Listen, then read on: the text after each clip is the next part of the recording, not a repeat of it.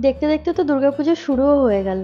তবে পুজোতে ভালো মন্দ কিছু পাতে না থাকলে একদমই জমে না। আজকে যে নিরামিষ রেসিপি দুটো শেয়ার করছি সেটা বানাতে এত কম সময় লাগবে যে সারাদিন আর রান্নাঘরে বসে থাকতে হবে না। তো চলুন দেখে নিই রেসিপিটা কিভাবে বানিয়েছি। প্রথমে জিরা রাইসের জন্য আমি চাল নিয়েছি। এখানে আমি বাসমতি চালটা ব্যবহার করছি, তবে যে কোনো চালই নেওয়া যেতে পারে। 2-3 বার জল পাল্টে পাল্টে ভালো করে ধুয়ে নিয়ে এর মধ্যে দিয়ে দিচ্ছি পরিমাণ মতো জল। সেই ছোট থেকে কত আনন্দ পুজো আসবে আর দেখতে দেখতে পুজো চলেও আসে, তবে বড় হয়ে গিয়ে সেই আনন্দটা আর আগের মতো হয় না।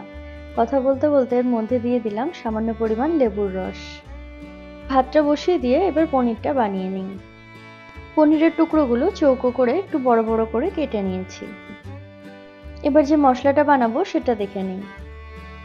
10 থেকে 12টা কাজু নিয়েছি, সঙ্গে নিয়েছি 2-3টে কিশমিশ আর 2 চামচের বড় চামচ ভর্তি করে পোস্তর দানা আমি এর মধ্যে দিয়ে দিচ্ছি। প্রথমে জল না দিয়ে আমি এগুলোকে একবার শুকনোভাবে ভালো করে গুঁড়ো করে নেব। এইভাবে ভালো করে একবার গুঁড়ো করে নেওয়ার পরে এর মধ্যে দিয়ে দিচ্ছি একটা ছোট সাইজের টমেটো টুকরো করে কেটে নিয়ে। আর এর মধ্যে দিয়ে দেবো 2 ইঞ্চি পরিমাণে আদার টুকরো। আর দিয়ে দিচ্ছি স্বাদ অনুযায়ী কাঁচা লঙ্কা। সামান্য পরিমাণ জল দিয়ে একটা ভালোভাবে স্মুথ পেস্ট বানিয়ে নেব। ঠিক এইভাবে মিহি করে বেটে নিয়েছি। আর আমাদের এই পনিরের জন্য লাগছে ক্যাপসিকাম। আমি এখানে সবুজ ক্যাপসিকামটা নিয়েছি, সেগুলো টুকরো করে কেটে নিয়েছি। এদিকে জিরা রাইসের ভাতটা একদম হয়ে এসেছে। পুরোটা কুক করিনি, 90% মতো রান্না করে একটা ঝারনার মধ্যে দিয়ে রাখছি। এটা ফ্যানের তলায় রেখে এবার একটা কড়াই নিয়ে তার মধ্যে দিয়ে দিচ্ছি সাদা তেল 2 চামচ।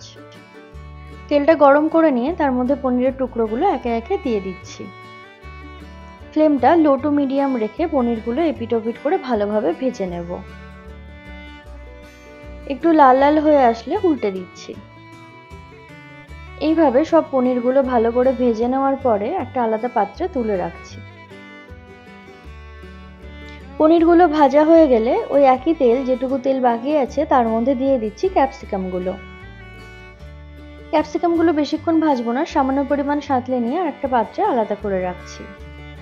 এখানে আমি শুধু সবুজ ক্যাপসিকাম ব্যবহার করেছি, এতে এই স্বাদটা খুবই ভালো হয়, তবে আপনারা চাইলে লাল বা হলুদ যে কোনো আলাদা ক্যাপসিকামও নিতে পারেন। আরও সামান্য পরিমাণ তেল এর মধ্যে দিয়ে দিলাম। এবার দিয়ে দিচ্ছি 1/2 টিস্পুন মতো জিরে, গোটা এলাচ, দারচিনি আর লবঙ্গ। এগুলো একটু গরম হওয়া অবধি অপেক্ষা করে কিছুক্ষণ নাড়াচাড়া করে নেব। গ্যাসের ফ্লেমটা আমি একদম লো রেখে যে মশলার পেস্টটা বানিয়েছিলাম সেটার মধ্যে দিয়ে দিলাম। এটা দেওয়ার পরে বাটি ধোয়া সামান্য পরিমাণ জলও দিয়ে দিচ্ছি। কিছুক্ষণ মশলাটা নাড়াচাড়া করে নিয়ে তেল ছাড়া অবধি অপেক্ষা করব। ভালো করে ফুটতে শুরু করলে ওর মধ্যে দিয়ে দেবো স্বাদ অনুযায়ী নুন আর দেবো কাশ্মীরি লঙ্কার গুঁড়ো। এখানে আমরা কোনো হলুদ ব্যবহার করছি না। আর এখানে আমি দিয়ে দিচ্ছি সামান্য পরিমাণে চিনি। এখানে চিনিটা দিলে স্বাদটা খুবই ভালো হয়, যেহেতু টমেটো ব্যবহার করছি সেই জন্য। মশলাটা কিছুক্ষণ নাড়াচাড়া করে নিয়ে তেল ছেড়ে আসলে এর মধ্যে দিয়ে দেবো 2 কাপ পরিমাণে গরম জল।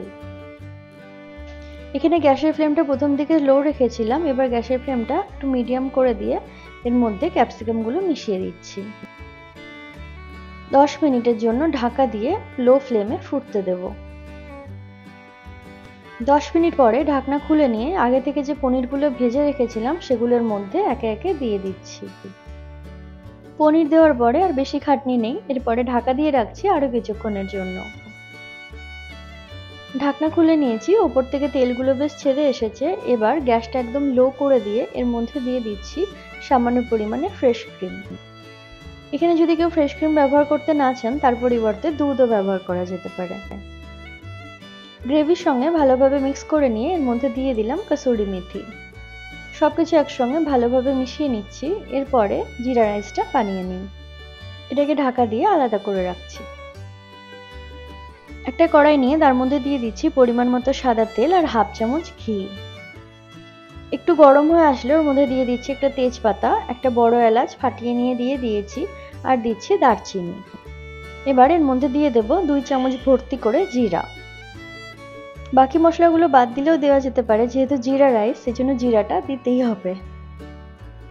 এবার স্বাদ অনুযায়ী নুন দিয়ে দিলাম। এখানে দুটো কাঁচা লঙ্কা ব্যবহার করেছি, এতে স্বাদটা আরো ভালো হয়, তবে আপনারা না চাইলে অবশ্যই বাদ দিতে পারেন। কিছুক্ষণ ভেজে নিয়ে জিরা থেকে সুন্দর গন্ধ বেরোতে শুরু হলে এর মধ্যে তৈরি করে রাখা ভাতগুলো দিয়ে দিচ্ছি।